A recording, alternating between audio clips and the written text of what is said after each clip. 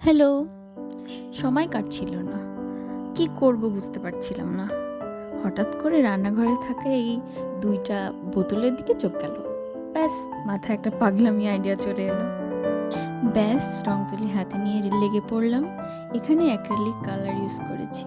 প্রথমে সাদা রং দিয়ে একটা বেস কালার দিয়ে তার উপরে কালারফুল ডিজাইন করে আমার এই পছন্দের উপহারটি করে ফেললাম।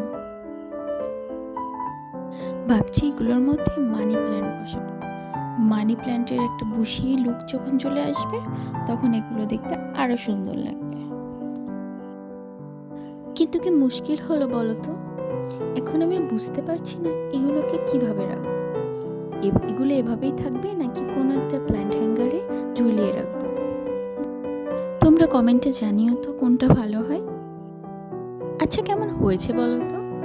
আমার কাছে কিন্তু অনেক সুন্দর লাগছে, অনেক কিউট লাগছে প্ল্যান্টারগুলো।